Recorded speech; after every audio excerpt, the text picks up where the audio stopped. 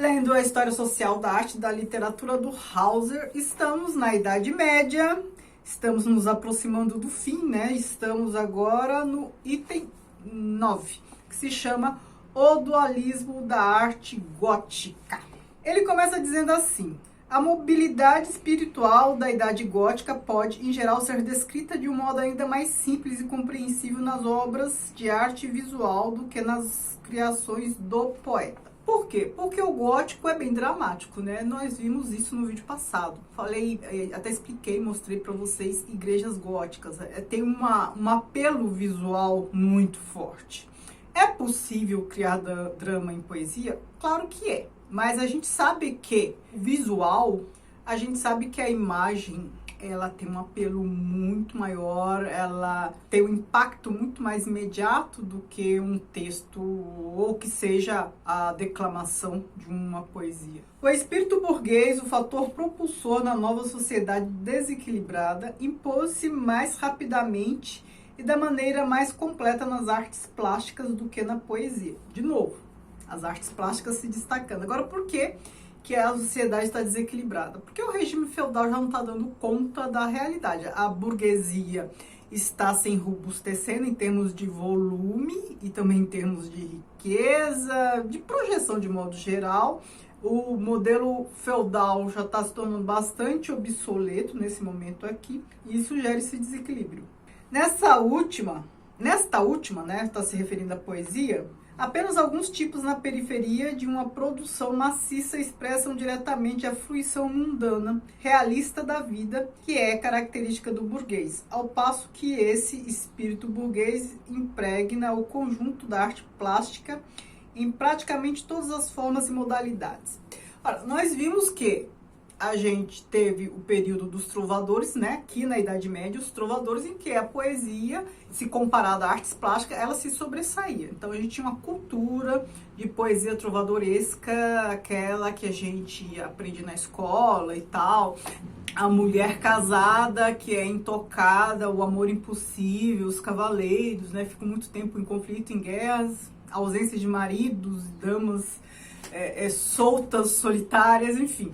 Gerou toda essa cultura de poesia trovadoresca.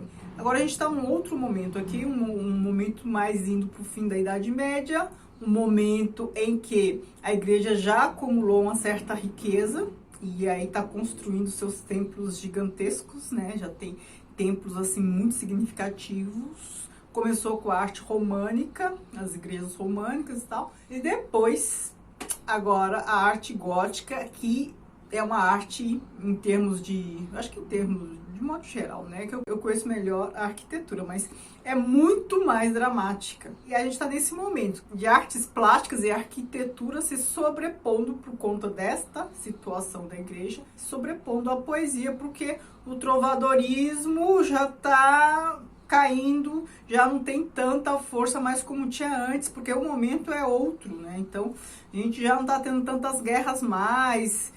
Aqui não está dizendo que século exatamente estamos, mas acho que o período das cruzadas até já passou. As cruzadas foram ali século XII, sobretudo, acho que aqui até um pouquinho depois disso. E embora por enquanto as coisas só chamem a atenção como manifestações de Deus e estejam inseridas de acordo com o grau de sua participação em Deus numa hierarquia, a ideia de que nenhum ser, por ínfimo que seja o extrato social em que se situa, está isento de significação ou centelha divina, e de que nenhum é, portanto, totalmente indigno de ser retratado em arte, marca o início de uma nova época.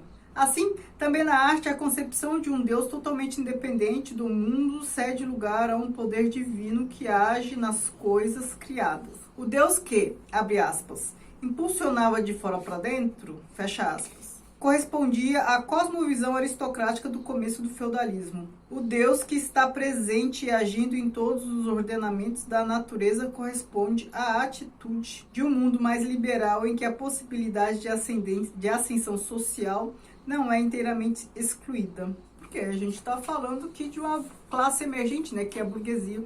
Eu falei para vocês em algum vídeo que durante a Idade Média a natureza não era muito bem representada, né? A gente pode ver nas pinturas. Eles não sabiam lidar muito bem com a natureza, né? Não sabia qual era o status da natureza em toda aquela concepção criada ali pela igreja, né? A gente está falando no período de um domínio da Igreja Católica. Eles não sabiam muito bem qual era o lugar da natureza. Por tudo que eu já li até agora, a gente já percebe o comecinho do que vai ser chamado de renascimento. Essas ideias modernas, o modernismo, né, que começa ali com o renascimento, com a fase de transição, e porque a gente já está vendo aqui que a Idade Média, todos os preceitos da Idade Média, os princípios da estrutura da Idade Média, ela não está dando conta mais dessa realidade que está bem dinâmica e estão surgindo outras coisas. Então, se antes os motivos retratados eram religiosos, né? Então as pinturas ali, pensando na Idade Média, eram sempre relacionadas ao Evangelho, Cristo, toda aquela questão. Agora não, as pessoas estão começando a ser retratadas. Antes da Idade Média, antes da igreja e tal, quem eram os retratados, né? Eram as figuras mitológicas também, ou seja, elas sempre os motivos religiosos que eram retratados em obras de arte. Aqui a gente já viu, aqui pessoas comuns já estão começando a serem retratadas. A ideia da natureza, já vou ler mais adiante, ela começa a aparecer, o que é natural, o que é dado. Então, se a gente está pensando em homem e em natureza, figuras, seres naturais, não mitológicos, não transcendentais, seres da vida real, significa que algo está mudando aqui no que diz respeito à arte. O naturalismo gótico é um equilíbrio instável de impulsos de afirmação e negação do mundo, tal como a cavalaria está no todo impregnada de uma contradição íntima, e tal como a vida religiosa do período flutua entre o dogma e espiritualidade, entre credos clericais e devoção leiga, entre ortodoxia e subjetivismo. A mesma contradição interna, a mesma polaridade espiritual manifesta-se em todas as oposições sociais, religiosas e artísticas.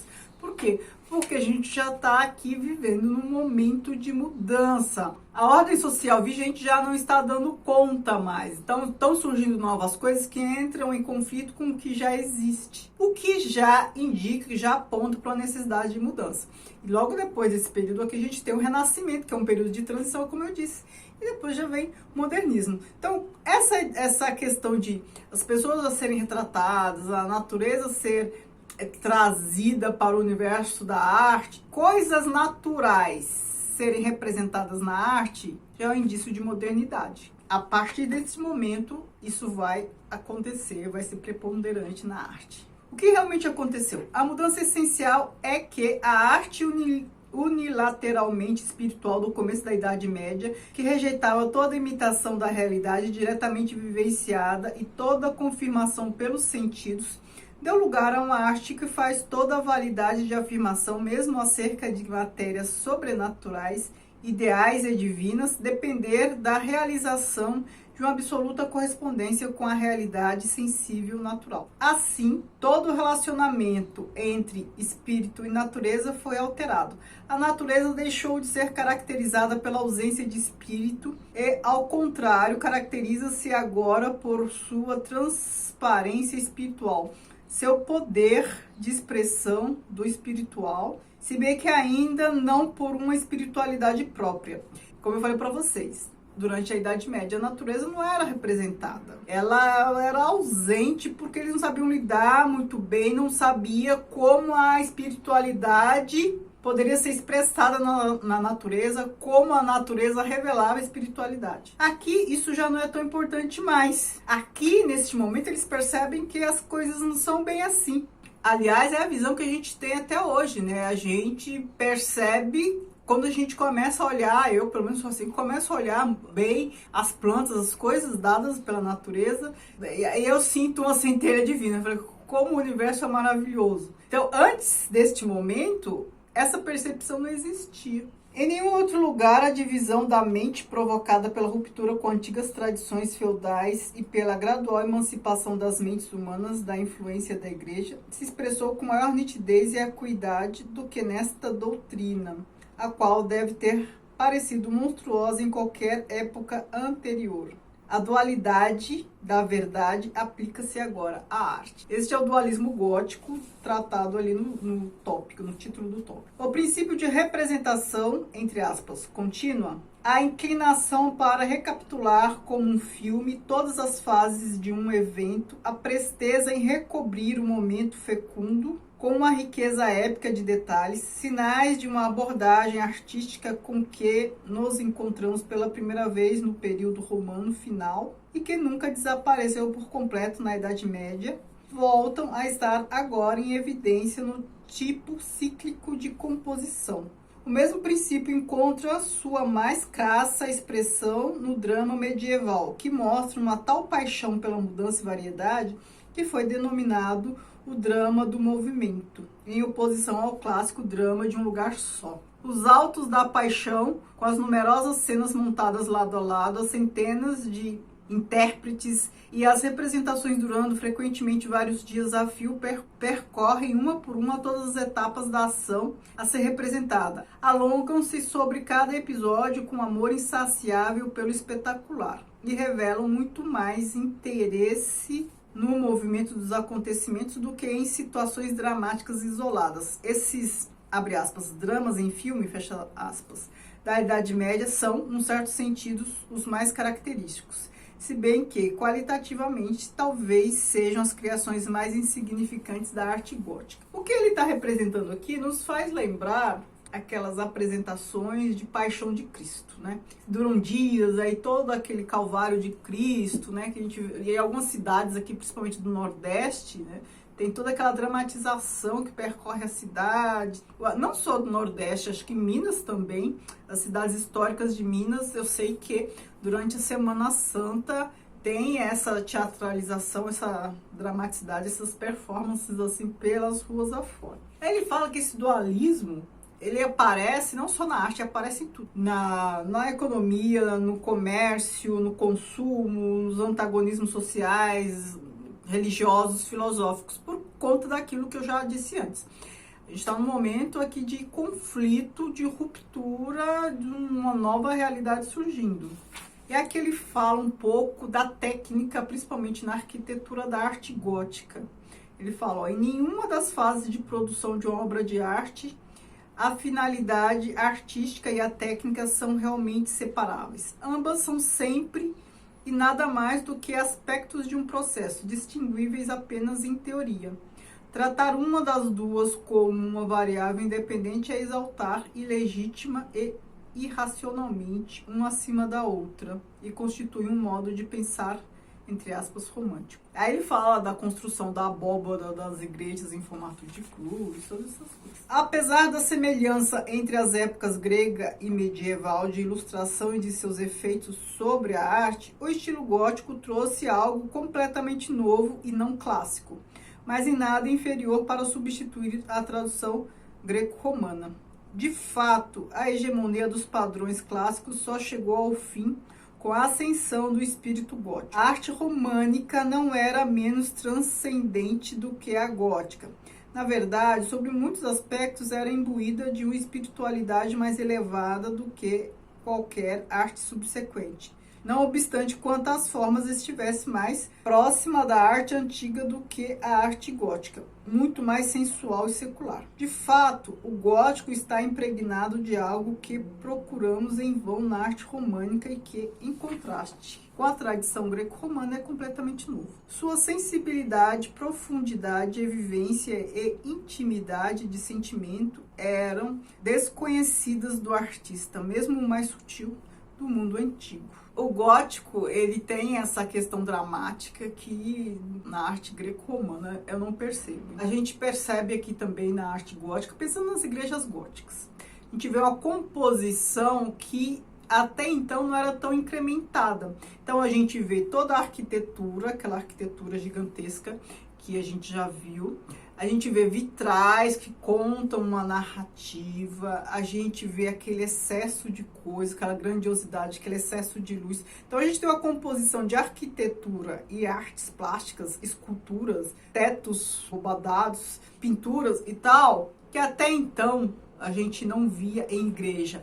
Isso só acontecia, essa composição deste tipo, com essa grandiosidade, nos palácios antigos. Então, se a gente voltar lá, nos palácios da Grécia Antiga, do Egito e tudo mais, aí tinha composições assim. Então, a arquitetura suntuosa, tal, mas também com outras características, né, que não tão dramáticas.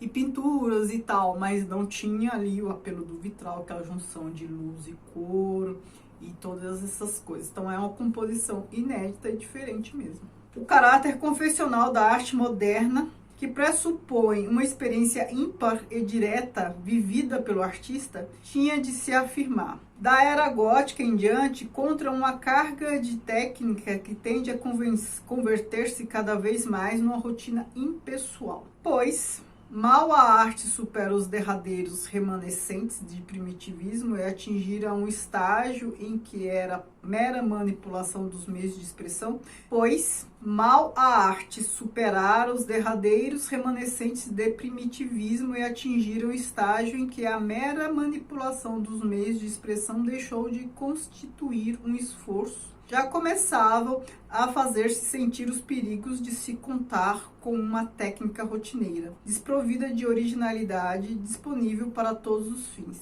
Principia com o gótico o lirismo da arte moderna, mas também seu culto da virtuosidade. Esse culto da virtuosidade, creio que esteja associada à ideia de gênio, né? Foi durante a modernidade que surgiu essa ideia de o artista ter um dom, ter uma genialidade e tal, né? Como se não houvesse ali muito suor e técnica por trás disso, né? Como se para chegar a um resultado excelente não houvesse muito trabalho, e sim uma centelha divina ali que escolhia pessoas predestinadas. Então, aqui a gente acaba este tópico 9, agora tem apenas mais 2 para a gente terminar, encerrar aqui a Idade Média e depois já começar o Renascimento. Vai ficando cada vez mais interessante porque a gente começa a tratar de realidade cada vez mais próxima, então assim, com elementos que a gente conhece mais.